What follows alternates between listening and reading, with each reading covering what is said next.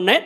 ఒకటి స్వస్థత బోధ, రెండవది ఆశీర్వాదం బోధ, మూడవది రక్షణ బోధ, నాలుగవది రాకడ బోధ, ఐదవది రాజ్య బోధ, అనగా పరలోకానికి సంబంధించినటువంటి బోధ. ఈ బోధలు 5 కూడా బైబిల్లో ఉన్నాయి. దుర్బోధ కూడా ఉంది, 6వ బోధ కూడా బైబిల్లో ఉంది.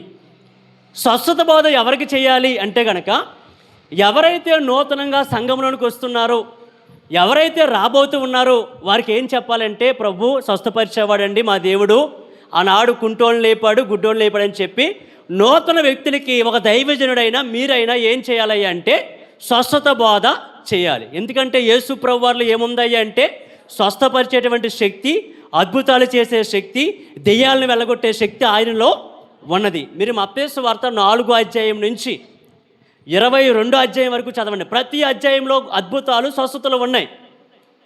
నేను బైబిల్లో ఈ మాటలు చదువుకుంటున్నాను. మత్తయి సువార్త 4వ అధ్యాయం మొదలుకొని 22వ అధ్యాయం వరకు ప్రతి అధ్యాయంలో చూపిస్తాను అద్భుతాలు, స్వస్థతలు అనే మాట. ఆ విషయాన్ని గమనించండి.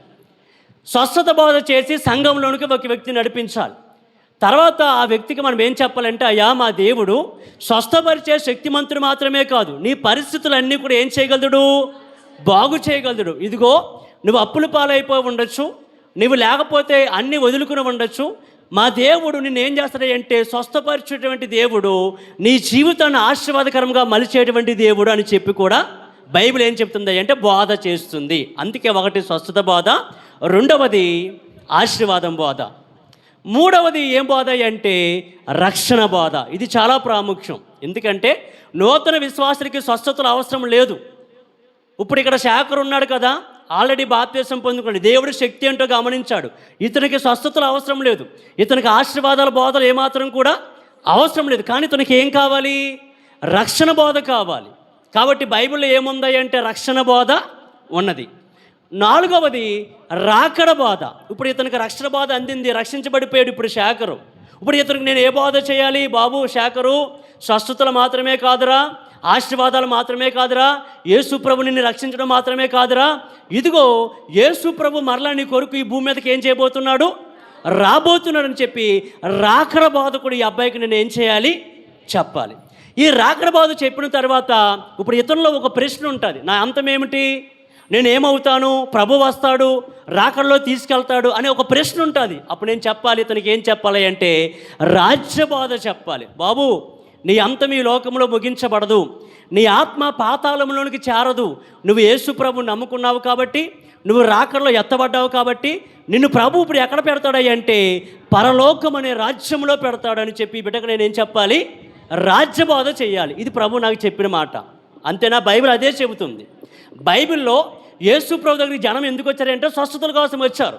తర్వాత యేసు ప్రభు చిన్నపిల్లల్ని ఆశీర్వదించాడు, అంటే ఆశీర్వాదం కూడా ప్రభు చేశాడు. శిష్యులను ఆశీర్వదించాడు చేతులెత్తి, చిన్నపిల్లలను తీసుకొచ్చినప్పుడు చేతులెత్తి వారి మీద ప్రార్థన చేశాడు, వారిని ఆశీర్వదించాడు. అంటే యేసు ప్రభు స్వస్థతలు చేశాడు, యేసు ప్రభు ప్రజలను ఆశీర్వదించాడు. తర్వాత యేసు ప్రభు నమ్మి బాప్తిసం పొందినవాడు రక్షణ పొందినని చెప్పి ఏ బోధ చేశాడు, రక్షణ బోధ చేశాడు. తర్వాత ఉపమాన రీతిగా శిష్యులకు ఎన్నో చోట్ల నేను మరలా రాబోతున్నాను అని చెప్పి రాకడ బోధ చేశాడు. తర్వాత మరలా ఉపమాన రీతిగా ఏ బోధ చేశాడంటే పరలోక రాజ్యం గురించిన బోధ చేశాడు. ఇది మత్తయి, మార్కు, లూకా, యోహాను సువార్తను మీరు బాగా చదవండి. అప్పుడు నేను చెప్పిన విషయంలో అన్నీ అన్నమాట. ఒక్కొక్క మెట్టు ఫస్ట్ స్వస్థత కోసమే వస్తాడు, స్వస్థత పొందాక ఆశీర్వాదం కోసం వెతుక్కుంటాడు, ఆశీర్వాదం పొందిన తర్వాత అక్కడతోటి అయిపోయిందని నీ బ్రతికెంతే, స్వస్థత పొందుకున్నా ఆశీర్వాదం పొందుకున్నా ఇంకా అయిపోయింది అని మనం అక్కడితో ఆపకూడదు.